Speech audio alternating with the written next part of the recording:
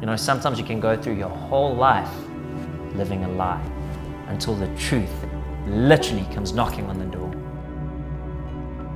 But to know that I'm loved, to know that I'm accepted, even though I will never know, I will never ever know who my biological father is, ever. My name is Kriek. I'm an actor. Use one word to encapsulate what I do. I'm a storyteller. I grew up in a very broken home. Dysfunctional in the sense of not having a strong, healthy family unit. I had to grow up extremely quickly. I had to become the man of the house. I spent my whole life trying to prove myself to people, to society. My whole identity was based upon achievement for self-worth, to get affirmation. I had to win at everything I did because it was so important for me to get the pat on the back, the father's blessing.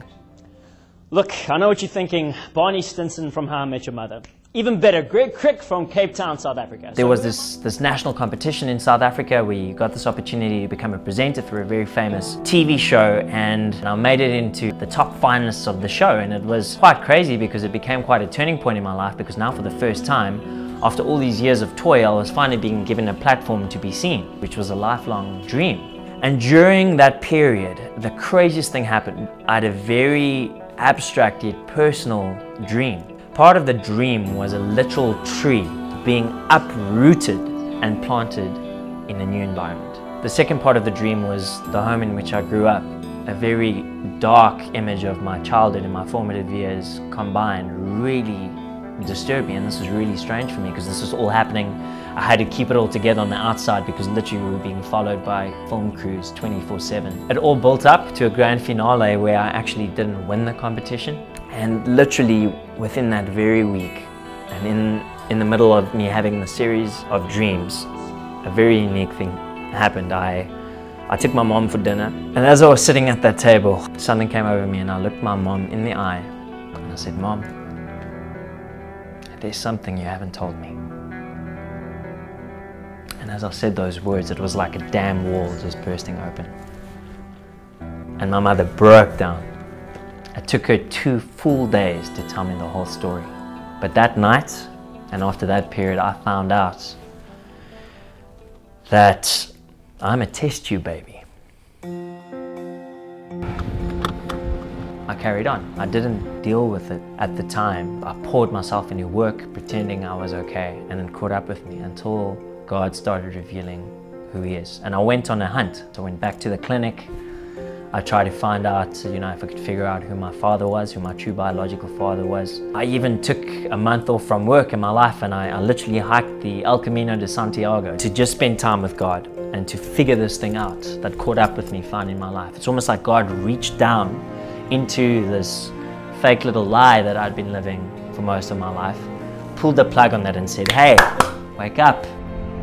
At that phase of my life, I was numb. You know, I was earning good money, doing international movies, but I was dead. I was dead inside. I was numb. When I did that trip, when I hiked across those mountains and I walked over 900 kilometers, the biggest lesson was forgiveness. Not so much just other people in my life, but myself. For the first time in my life, I got face to face with me.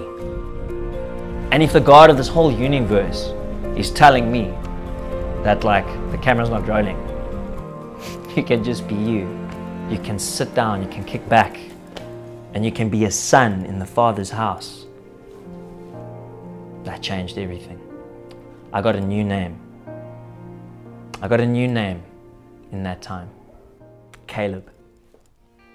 That name, Caleb. It stands for so much. And I got the name in so many different ways. Through my own search through the Bible, that I felt like, wow, this is the thing that pops. Through strangers, through people in the church, even significantly through my work. A big turning point moment was the day that I booked the role as Caleb in Samson. It was almost like the cherry on the cake of a long journey, where even my character's name was the very name that I believe God had given me.